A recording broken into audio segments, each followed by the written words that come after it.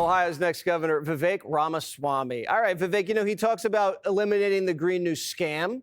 He talked about surging steel production in the great state of Pennsylvania, eliminating sex changes for kids, eliminating CRT. I mean, these are the kind of things that really haven't been talked about by anybody besides him.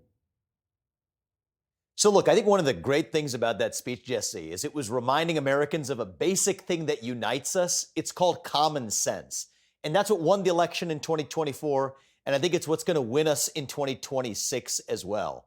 Look at those first 9 months. President Trump ran on securing the border. He's secured the border. Illegal crossings are effectively down to zero. He ran on securing international peace abroad. Against skeptics, even in places like the Middle East, is now making major strides in that direction. And now the turn is correctly turning to domestic economics, where the focus is and ought to be. And I think one of the things that was really useful in that speech, Jesse, was to remind Americans of what causes and what caused runaway inflation. It's overspending by the federal government. And I think the way President Trump was able to make that tangible, that's what happened during the Biden years. But now there's changes, investing in compound interest for the next generation of young Americans with the Trump accounts, heading in a new direction.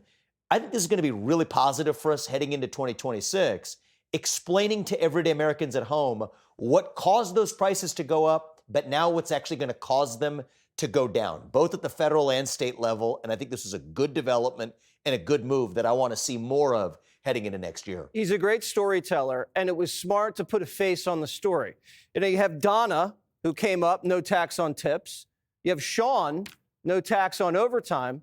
He's going to be doing this across the country in these competitive races, and you humanize it. You put a face to the policy, and that's what people want to see. They want it to be real. I thought that was one of the best parts of the event, actually, is seeing everyday Americans, hardworking Americans, tell their stories of gradually how they're making their way out of economic difficulty. One of the things I hear about in Ohio is when you think about even no tax on overtime, I'm talking to people who lead companies saying that workers are actually showing up with a greater sense of pride and community, also knowing that that money is going straight to their pocket.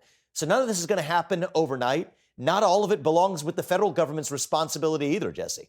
There's job for state governments to speed up permitting, to increase the supply of energy production in places like Pennsylvania, in places like my home state of Ohio. President Trump has now done his part.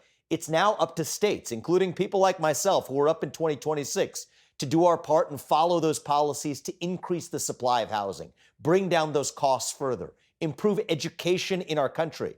Note the nod to homeschooling today. I thought that was really smart as well. Looking at educational choice, allowing every child their own unique path to the American dream. That's what we need to be talking about. And in between the lines of that speech, that is what you heard today. A revival of this quaint idea called the American dream. The idea that if you work hard, you play by the rules, you get ahead in this country. We heard from Donna. We heard from several of those hardworking Americans today. And I think that is what is going to win us in 2026. And I'm looking forward to it, Jesse. Yeah, if we can get those rates down faster, we can make that American dream a reality. Vivek, great to see you as always. Click here to subscribe to the Fox News YouTube page to catch our hottest interviews and most compelling analysis. You won't get it anywhere else.